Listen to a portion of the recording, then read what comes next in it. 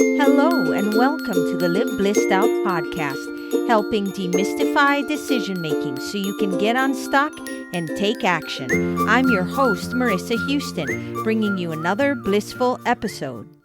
Hello, action takers. Welcome to episode 9 of the Live Blissed Out podcast. Thanks for joining me. The information, opinions, and recommendations presented in this podcast are for general information only, and any reliance on the information provided in this podcast is done at your own risk. This podcast should not be considered professional advice. Our topic for this episode is healthcare for small business owners, and my guest is Natalie Leiker. Natalie represents HealthMarkets in the Denver area, as well as in both Kansas and Missouri. She focuses on giving small businesses, families, and individuals choice, convenience, and counsel on their coverage options. She personally meets with her clients to understand their needs and provide objective guidance and solutions. Hey, Natalie, welcome to the show. Hey, Marissa, it's great being here with you today. We as business owners know a lot of business owners, and we also know a lot of people out there who are thinking of starting a business and have put it off for whatever reason. And one of the things that people tend to overlook when they're thinking about starting a business is healthcare. And this could be for a lot of reasons, but one, for example, could be that they're starting out for themselves for a business, but then their spouse has a job that includes healthcare coverage. And now the spouse may lose their job, they get laid off for whatever reason, and now they're looking at the business as their sole way of bringing income to the family, and then they come face to face with the fact that now healthcare is not part of that equation. What do you feel is the biggest surprise regarding healthcare that small business owners have when they start a new business? Well, that's a great question. I think the biggest surprise for most people that I'm talking with is cost. And that could be a positive or a negative thing. When I'm looking at individual versus group healthcare, generally the overall costs are very similar, but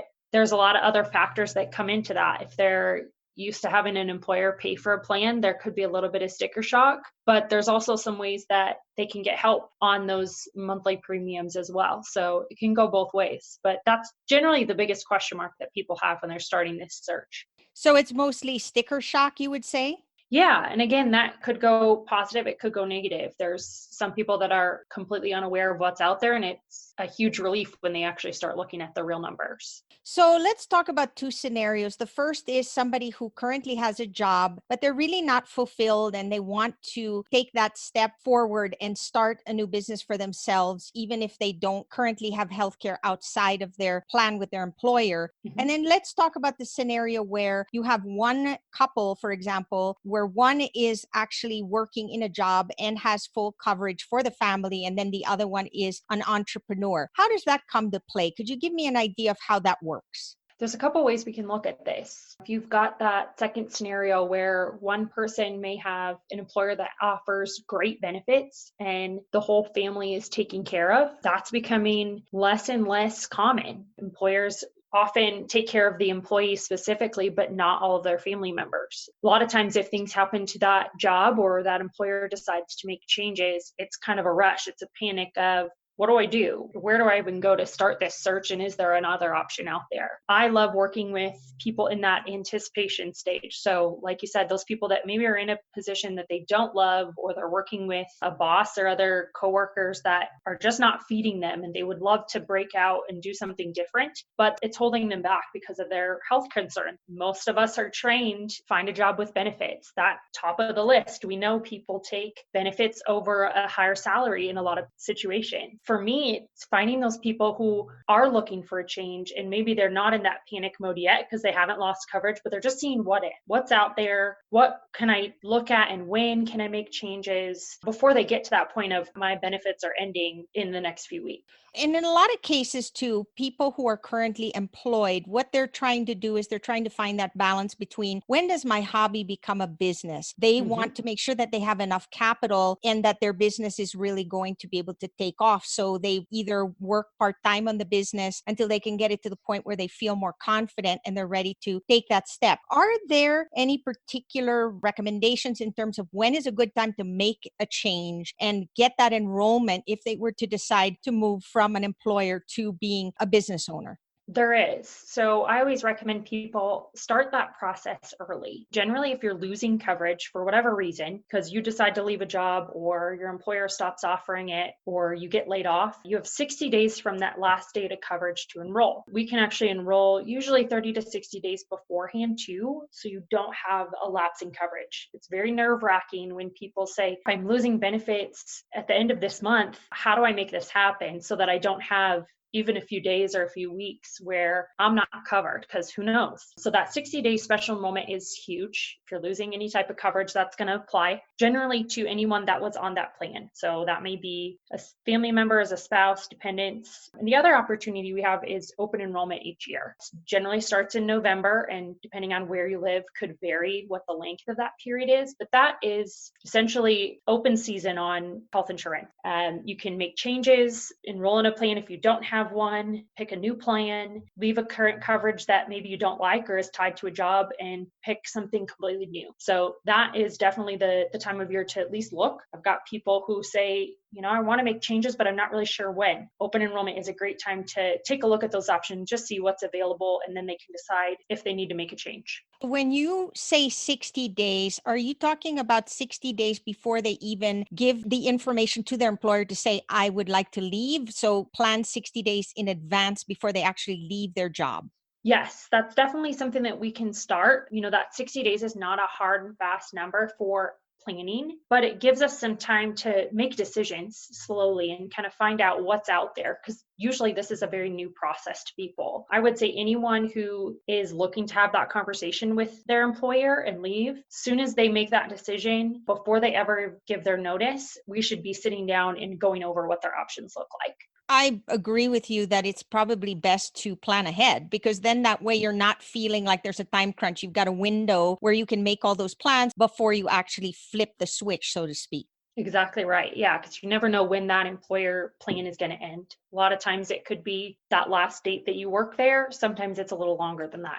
What does the process look like, and how long does it take for everything to happen so that by the time they start their business, they know that they have the coverage they need? Generally, I need about 2 full weeks for everything to be in place. And that means we enroll today, and 2 weeks from today, you've made a payment, you've got insurance cards, all of your policy documents, and you're ready to use your insurance if you need it. Deadlines are a little gray in that area, and I can definitely make it happen in shorter than that. But if you want coverage, say on the first of a month, we really need that 2-week period to get you taken care of. Now, the process for selecting a plan can usually be done in about an hour. I try to meet with most people face to face because it is so complicated. There's a lot of options out there. If that's not possible, we do screen sharing. I know a lot of us are visual learners, so being able to see the numbers and the plan details and all of that, again, usually we can get to a decision point in about an hour, and then we only need 20 or 30 minutes to get people enrolled.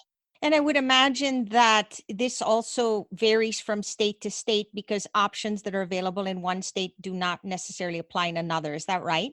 That is true. And each state's going to have their own rules on, if I'm looking for first of the following month coverage, when is my last date to enroll? Let's assume that they are sitting down with you and you are consulting with them and going through all the different options depending on their particular situation. What type of information would you like them to have to make your job easier? That's a great question. And I get that with almost everyone that I'm starting to talk to is, what do I need to make this process smooth? The first thing that I ask of folks that I'm meeting with is get a really good, comfortable number about what you can afford on a monthly basis. We all know in our head what a budget looks like, what we might be able to afford. And I know it can be very nerve-wracking going into a market where you have no idea what something costs. So when you know this is truly what I can afford, we can work with really any budget. So that's definitely number one, is what are you comfortable with on a monthly basis? What's sustainable? A few other things that we may look at is your specific doctors, hospital preferences, medications that you might need, dentists, eye doctors, anything that you know has to be covered when we select a new plan. Networks, at least in our area, are becoming so important. Plans are getting smaller and smaller and just a little bit more intricate. So learning how that works is a huge piece of that, and knowing, do I have a doctor that I absolutely have to see, or am I a little bit more flexible on that? Am I open to seeing someone new? The other thing that we'll always look at is estimated household gross incomes. this is going to affect monthly premium depending on where you are on that scale. So being able to estimate that for the current year, and definitely for business owners, this can be a tricky one. So there's some things that we walk through when they have those numbers and try to estimate, well, what's a good year look like? What's maybe not so great year look like? And try to meet in the middle for getting an accurate quote.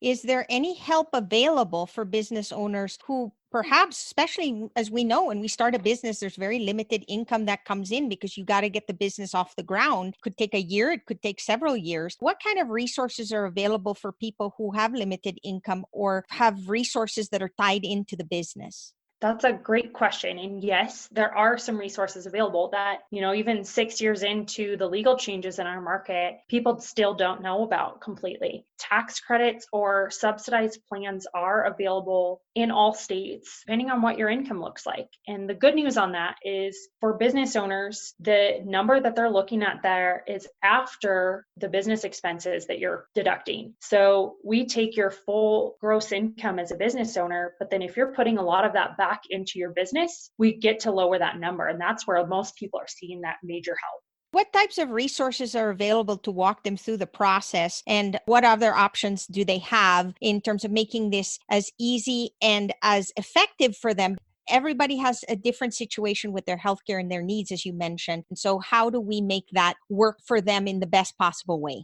The number one resource that's available for a business owner, an individual, someone who's maybe just taking a look at what the market looks like, is brokers. We can educate people on here's what's available, here's the legal requirements and the things that we have to follow. There's great website resources, depending on your state, that explain the whole process, but there's no match for sitting down with another human and actually having a conversation where you can ask specific questions. Maybe you're nervous about this process. It's totally new to most people. And having that broker as your teammate is completely priceless. I've definitely spoke with people that said, hey, I've tried to do this on my own. I think I've got a good route, but I would love to have another set of eyes, someone who's trained and licensed to look at these things and make the right decision. So that's definitely the biggest resource that we have. And the big piece about brokers, we are no cost. So generally the insurance companies are paying us, so it doesn't cost anything for the consumer. And when you say broker, does that mean that the individual has access to all the different options, or are they limited to a particular type of insurance? Most brokers work with several different types of plans and different companies. So they do have access to several different things. For our company specifically, we work in the health insurance market as well as supplemental plans. A lot of times we have to get creative when you're looking at a budget that might be limited. There are different options versus just going to one insurance company and saying, okay, this is what I need. There's a range of plans available as well as different pieces that we can put together to make a perfect package for someone. Do brokers specialize in a particular field, or are they general advisors? They are general advisors, but it depends on the individual. Some brokers work specifically with seniors. Some work with business owners and know how to navigate those intricacies of providing employees coverage, and others work in the individual market. Finding one that can kind of cover some of those areas, maybe not all of them, when you have questions is definitely important. And how do I know how to pick a good broker? Am I looking for a referral? Am I looking for somebody who I connect with? I mean, what are some questions I should be asking per se to find out if this broker is somebody that I feel comfortable working with? Yeah, that's a great question. There's brokers that work specifically online. You do a phone conversation with them, and that's really the only access you have. If that fits your schedule and your lifestyle, then great, that could be a good way to go. And those people are very knowledgeable. But if you're a little bit more comfortable sitting down, having a conversation, maybe face to face, I would suggest finding a broker that you can get comfortable with and really build a relationship, because I know my goal is to have long-term clients. I don't need to meet with 100 people a day and just see them once and never speak to them again. That's not helping either one of us. My goal as a broker is to create that relationship so that when you have a life change or you decide to go back to work or start a different business, hire an employee, we can have an ongoing conversation and really make the best decisions for whatever your lifestyle is. Is there a tip that you can give that will help people avoid any pitfalls when it comes to seeking out health insurance?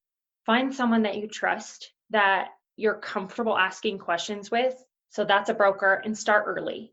The more time that we have to make this decision and run all of the scenarios, the better position you're going to be in when we finally decide to enroll. Thanks for your time, Natalie. So great to have you on the show. Absolutely. Thanks for having me, Marissa. That's all for this episode of Live Blissed Out. Thanks for listening, and thank you to Natalie Leiker for joining me today and for sharing tips on healthcare for small business. Join us again next week for another informative and motivational show. Please visit liveblисsedout.com for access to all our podcasts and subscribe so you never miss an episode. If you find value in our show, please leave an honest rating either on the website or on Apple Podcast. Plus, if you haven't done so yet, join our Facebook community at facebook.com/groups/LBO podcast. It's a great place to engage. So long for now, and remember to keep moving forward.